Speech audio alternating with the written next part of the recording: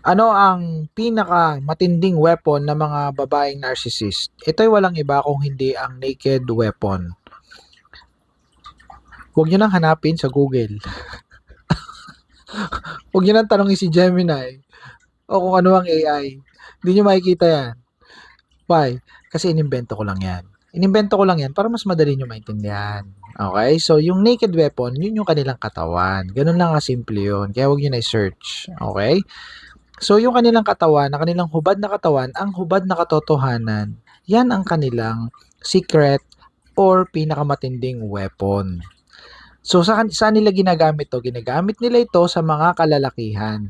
Sa inyong mga husband, sa inyong mga boyfriend, at sa kung sino-sino pa.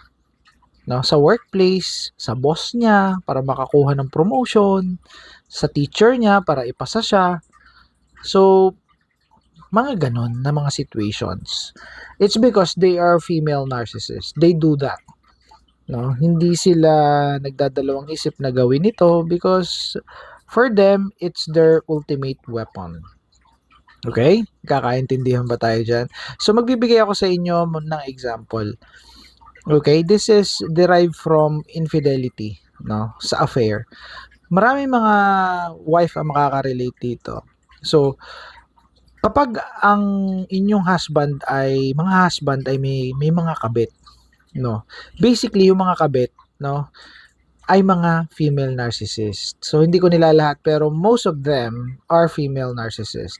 And kapag female narcissist, yung katawan nila yung weapon nila. That's the ultimate weapon that they have. So that's the reason why marami nagtatanong sa akin ng mga wives na, "Sir, bakit po kaya baliw na baliw yung aking asawa sa kanyang kabit? Yung mga anak niya kinalimutan na, ako kinalimutan na, no? Yung buhay niya kinalimutan na. Bakit kaya po?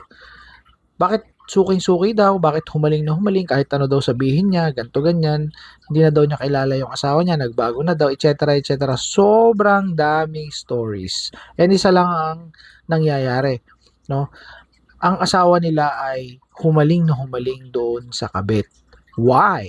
It's because of the naked naked weapon. Okay? Naintindihan nyo na? That's the reason why.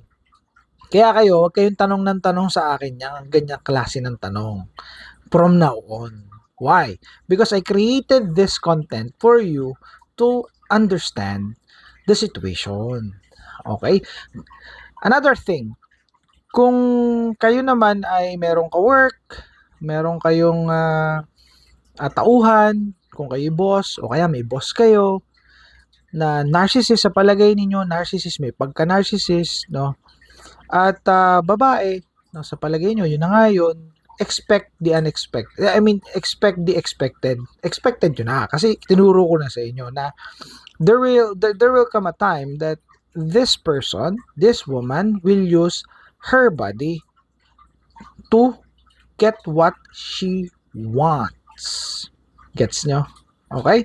So from now on, you are aware that ang isang female narcissist, ang isang babaeng narcissist na nakatrabaho nyo, kaklase nyo, kapitbahay nyo, etc., etc., kabit ng asawa nyo, ay merong matinding weapon. And that is the naked weapon. Kaya kayo, pag nagmamarites sa mga kapitbahay nyo, may napapagkwentuhan kayo mga kabit-kabit, you use these words.